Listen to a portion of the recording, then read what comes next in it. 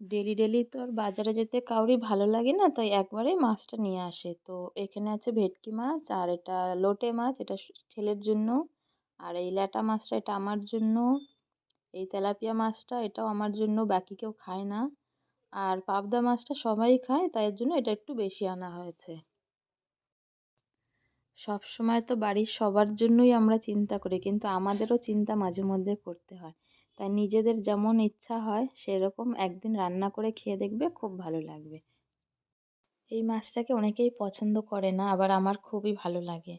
আমার এইরকম আলু দিয়ে ঝোল করতেও ভালো লাগে, আবার পাতুরি করতেও খুব ভালো লাগে। আবার এই মাছের ভর্তাও হয়, ওটাও একদিন দেখাবো।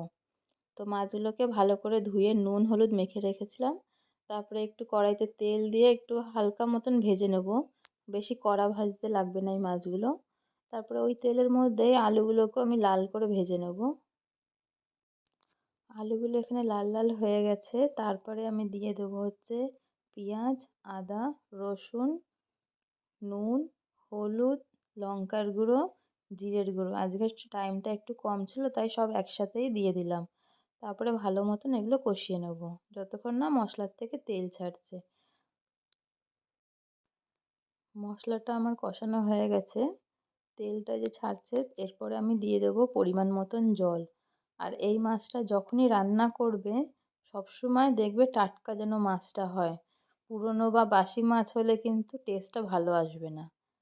তো মাছগুলো আমি এখানে দিয়ে দিলাম, ঝোলটা ফুটে এসেছে। এবার এই মাছটা সেদ্ধ হতে বেশি টাইম লাগে না, 5 মিনিটেই সেদ্ধ হয়ে যাবে। আর আলু তো আগের থেকেই কষানোর টাইমে হাফ সেদ্ধ হয়ে গেছিলো।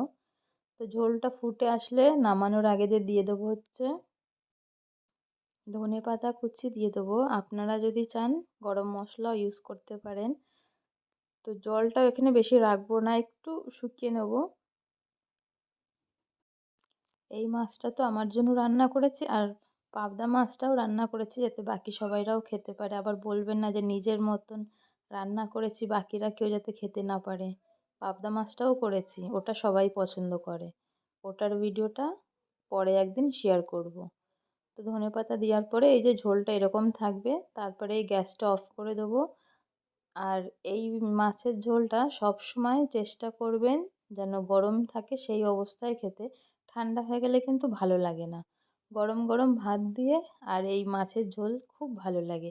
যারা পছন্দ করেন না, একবার একটু ট্রাই করে দেখবে, খুব ভালো লাগবে।